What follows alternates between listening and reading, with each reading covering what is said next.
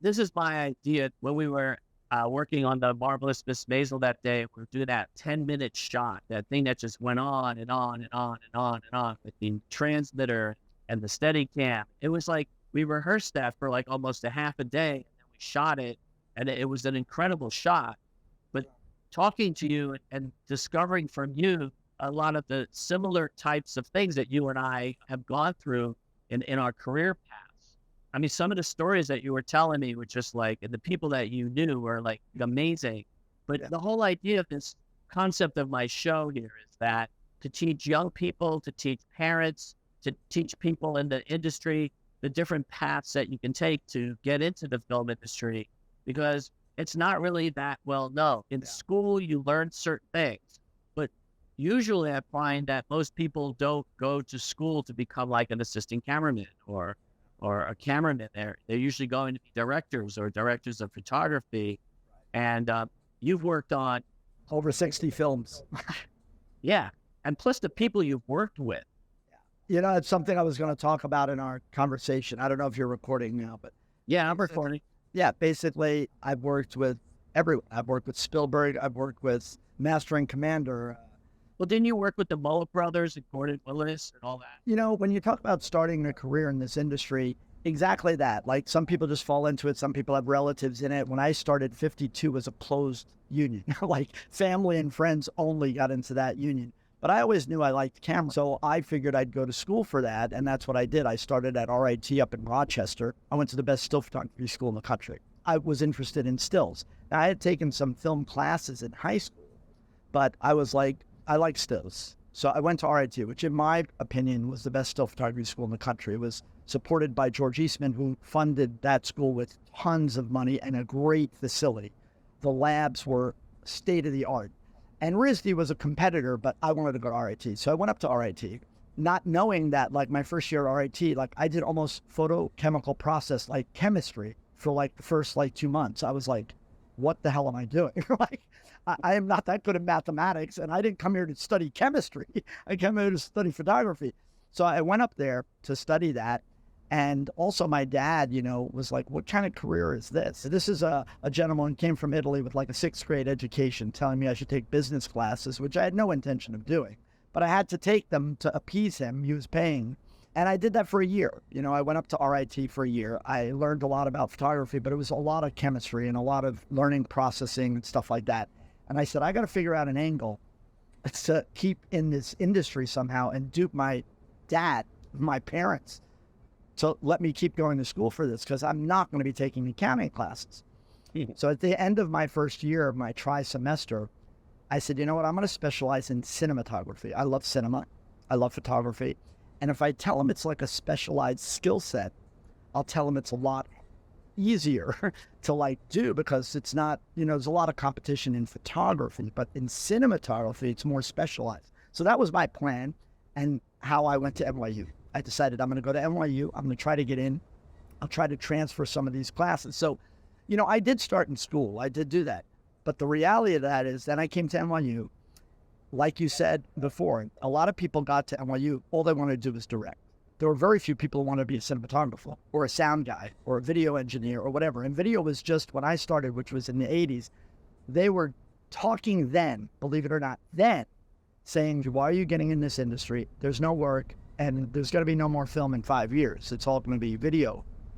And I'm like, I'm coming here paying you. It's supposed to be one of the best schools in the country to go for film and television. And you're telling me, like, get out. Fuck you guys. I'm not doing that. Like, I'm here to stay, you know. So, you know, we did these classes that were called Sight and Sound, where someone would be a director, someone would be a cinematographer, someone would be a sound guy, and someone would write it, and you'd make a project. And I knew I wanted to do cinematography, but you rotated, so you learned all the positions, which I thought was a great start in getting into it. So long story short, I did that. I did that for 4 years. I graduated in 84, and I was short credits because they didn't transfer all my credits from RIT. But I said, I'm not going to do I did 3 years at NYU. I did 1 year at RIT. I wanted it to be a complete college. So I had to make up some courses, and I did them and graduated on time in 84 out of NYU. Now the reality, I got out. I was in New York, big union town. And I knew about NABIT and I knew about IA. And, you know, I'd walk into both places and the IA had like Gordon Willis on the wall, all these famous cinematographers, And I was like, this is where I want to be. I'm not going to use NABIT as a stepping stone. I want to be in the IA.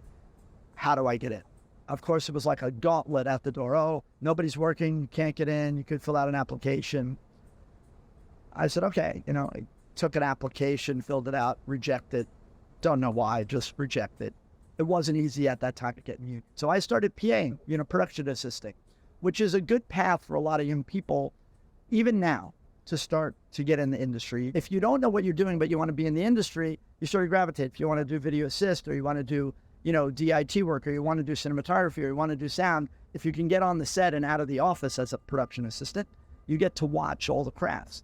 Me, I production assisted, but knew I wanted to do cinematography. So I gravitated and watched, but I knew I had to be very careful of who I addressed and who I asked about getting in the union, because then you're like, oh, keep him away from us. He wants to get, it was very hard back in the day. It isn't like now where people help you.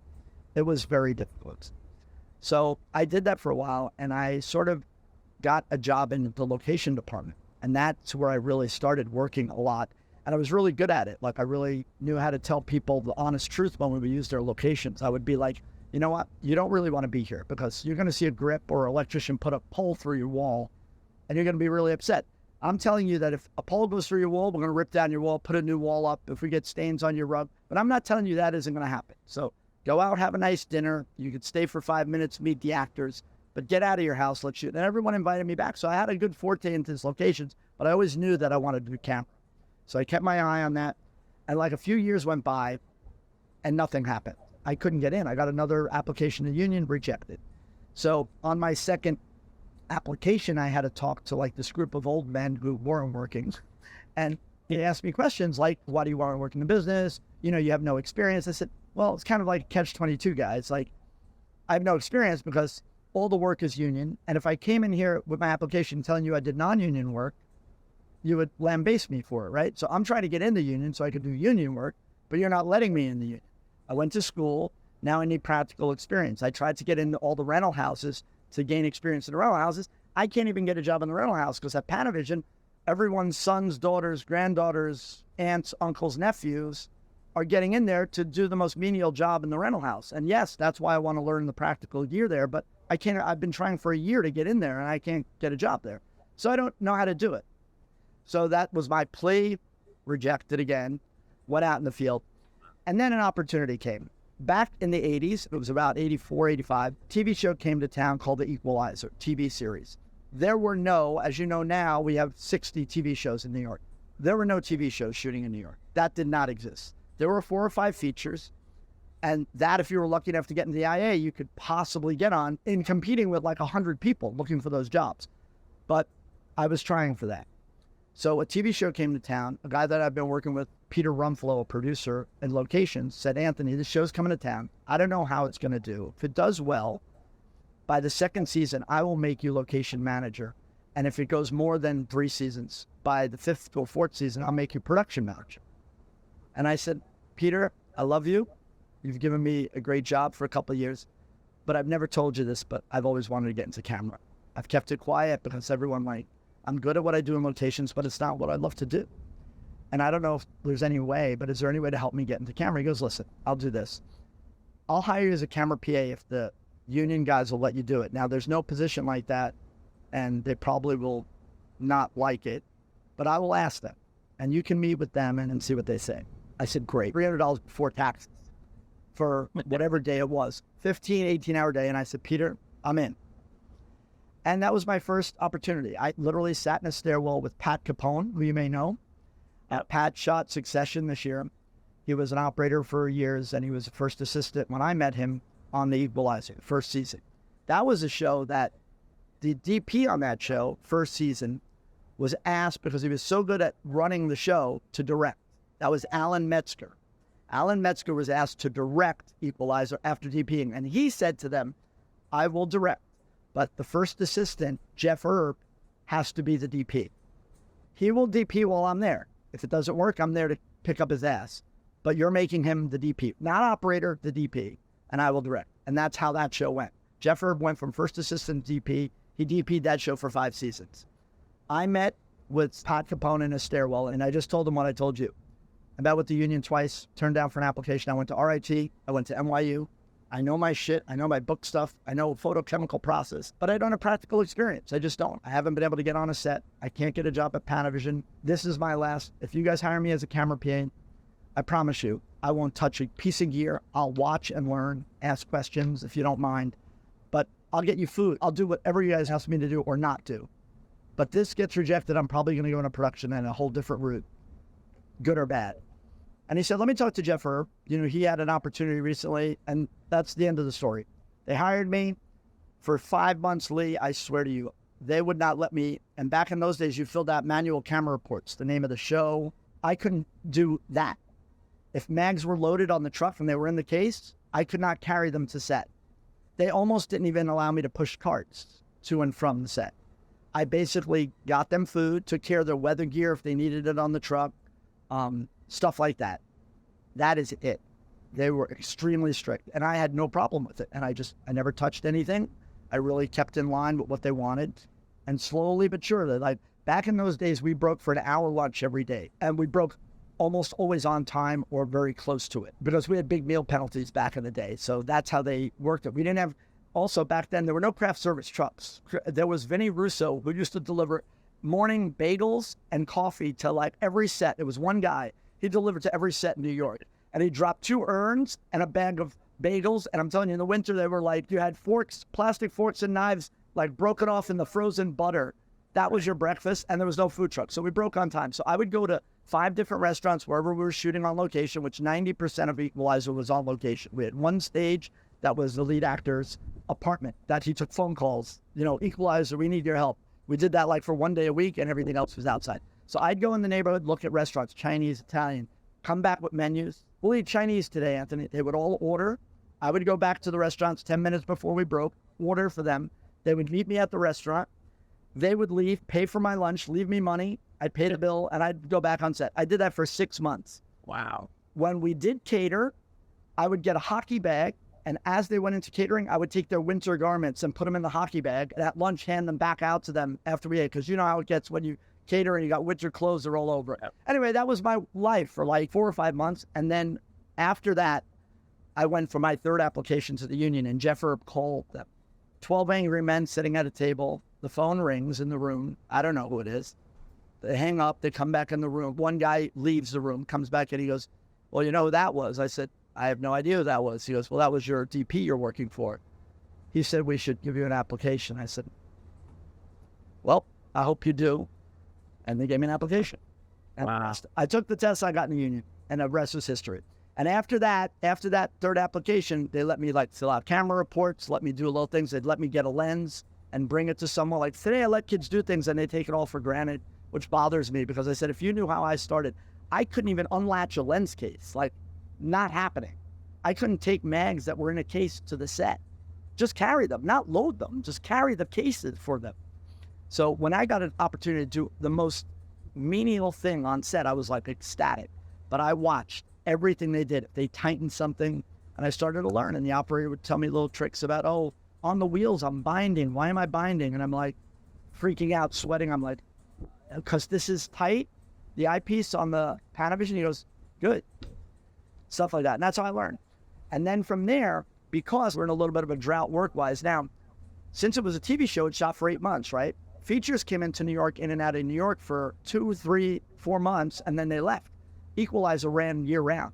And all the assistants that weren't working, we would rotate them in and out. And I wasn't stupid. I was like, I know how critical these jobs are. Like, I already was a good worker, but I knew that these assistants that come in, they're going to see me work. Like, for me to get hired, they got to say, hey, that guy's good. So every time someone came in, I was top of my game. And they'd be like, who the fuck is that guy? And They always saw I had a good work ethic, and I was good. And finally, when Equalizer ended, they were like, Anthony, do you want to join us? And there were only 2 features. That's 4 loaders. We were second assistant loader combination, not one of each.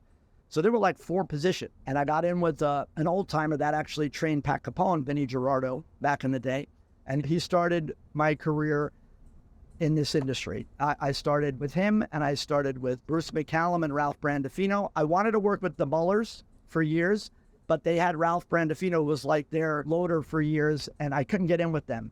So then Vinny hired me, and I started working with Vinny, and Vinny introduced me to Jeff Hand, who I worked with for a number of years. But Vinny was the guy I worked with. I worked on Jacob's Ladder with him. That was Jeff Kimball, DP. I worked on Cadillac Man with him. But before that, my first picture, I think, in the business, I think it was Married to the Mob, which I worked with. It was Tak Fujimoto was the DP. Bruce McCallum was the first.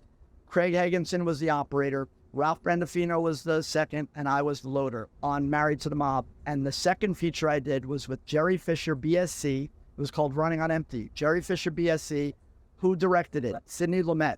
I got to work with Sidney Lumet as a director. No video, only the operators. He had no video. He would use a Mitchell Finder. Jerry Fisher, BSC cameraman. Sidney Lumet. Kerry Fisher, Jerry's son, first time operating. Ron Zarilla, an old timer in the day. Ralph, and myself. And I got to work on these, exactly the features I wanted to, these IA huge features. And, you know, I excelled. I was on the top of my game. I learned a lot. I made some mistakes, but Bruce, I worked with Bruce. I worked with them. And then Vinny, I worked on a lot of pictures with Vinny, who got me on to, like I said, Jacob's Ladder and stuff like that. So let me ask you a question here, because Vinny Gerardo was a legend, like the guy with the best focus puller on the planet. I mean, like, he didn't even pull out a tape measure. I mean, he'd walk into Panavision when I worked there. And, I mean, with his son, you know, they were just, like, iconic people. And that's what Ralph Emmerich was there, right? I mean, Ray Emmerich was at Panavision at the time. Exactly. Ray Emmerich, Old Joe. Yeah. All these iconic people when everything was filmed. But now these days, and you've done both. You full focus, without the monitor and with the monitor. Could you elaborate on the difference in how one skill set works with another, or how it helped you, you know, do your job in present time? Yeah, it's a big difference now. Like, the people who are learning now, they're all learning off a monitor. And like, for me, it was a big transition. I got to be honest with you, Lee. I feel very fortunate that I was able to come. Like I told you, I learned photochemical process at RIT. Well, we started with a photochemical process, loading film. But the mechanics of cameras were different. You lift them, you know, not a lot of cables, you know, and you had the same basics. A lens has a gear on it that adjusts focus, which is based on distance. So all your focus ability was based on distance and marks. And always I tell people back in the day, or if you have to go back to film, trying to pull focus that way, you go with physicality of a room, right? You got a room, you got a pool table, you got a beam. The pool table's 12.5 feet, the beam's 12 feet. That's never moving. So as an actor passes, you learn to look at the lens, look at the actor, and that's how you did focus. You pulled on the knob. It was always about judging distance. And because you did that all the time, you started to get good at not pulling a tape measure, learning distances, because you had not ever gotten a situation where the guy comes way forward. You got to know, oh, it's 3.5 feet. Oh, he's going back, you know, and also you were attached to the camera. So as a camera operator would move, you got into a habit of, like, if he pans right, he's going deep, and you go deep with the knob. And if he comes closer, you bring it in. So monitors these days, when they learn today, it's almost after the fact, seeing it and then adjusting. But I've gotten better, and a lot of people now are very good at seeing someone moving. But I feel you have to blend that, because if I'm just looking at you and you move forward, there is no way in hell to judge how fast you're moving at me. If you're straight on, there's no way. But if I'm on a camera and I could see how fast the guy's moving, I could look at his feet, he's passing something. When you're looking at a monitor, so when I started to transition, it was very difficult. I mean, I use both things. I would be on, so instead of being on the knob now, you transition to a Preston, which everyone stands by the monitor with a Preston. But back in the day, before we did that, I went to a Preston also, because the Preston allowed you to disconnect from the camera, which was good and bad, I'll explain. But when you disconnected, I could see profile. Like, I could get profile to an actor, and as he passes beams, right when he passes a beam, it's 12 feet right there. And then the next mark, and you could look at marks, and you'd nail it. Like, you do a really long lens shot on a feature, you know, Mission Impossible, you have like a 300 millimeter lens, the guy's running right at you. And even when you're on the knob, that is so difficult. You used to have guys calling numbers on the side of the street, 1 and 2 and 3 and 4. But with the Preston, you could stand there on a ladder and watch that guy, and you would nail that every time. So all the assistants started to learn to be disconnected from the camera. The problem with that was an operator could quickly, we didn't have monitors back then. You got to remember, you'd look at the camera, you'd look at the actor. If an operator decided, I'm going to start on this car and then pan over the guy running, and you're like concentrating on that guy, all of a sudden you look over and you're like, what the fuck is he shooting? Like he's on the car. And, you know, I need a mark on the car. Is it sharp? You know, so you learn those things. But then when digital came in, everyone just went straight to the monitor. I couldn't do that. I sort of had to watch and then look at the monitor. Like I'd drag a guy in from like 40 feet. And then when it got into 8 feet, then I transition to the monitor and dial it in. But it's a transition, and you have to learn, and you learn movement and stuff like that. But that's how it worked. You took measurements, you put marks on the floor, actors came across those marks, and you were on the knob, and you dialed it in. And today with monitors, everyone just sits at the monitor, and I think a lot of focus is behind the 8-ball half the time. But a lot of guys have learned to do it well and get good at it, and you can anticipate. But still, if you have a long lens shot and someone's running right at you, it is almost impossible to do off a monitor. I mean, I did a show recently that's digital. You know, we did a Alexa, whatever. It was a Reese Witherspoon movie. It was in town for like 4 weeks. It was last year. She was always running around the city with a bag, a suitcase, like that was part of the movie. And we were always doing long lens stuff, and it was Florian Ballhaus was the DP, and I had worked with his dad, Michael Ballhaus, back in the day. And I tried to do these shots on the monitor, and they would be soft because there's so little depth of field. As you know, today also, everything's unforgiving. Even though we have 1200 ASA wants to shoot at a 2 or a 2.8, have a lot less depth of field, but on digital, there's so little. And I tried to do the shots, and I was screwing up. I said, screw it, I'm doing it old school. I got a ladder. I'd get her to walk down, or I'd get a stand-in to walk down past these grates. You know, she passes a grate, a tree, a thing. I got 4 marks already, and everyone looked at me like I'm like, what is he doing? And Florian would come up to me after the shot. He goes, that was perfect. I mean, dead on, nuts on, perfect. I said, yeah, sometimes if the guys can do it, good for them. But this is the only way I know how to do it. So I resort back to those old skills, which I don't think a lot of people know these days.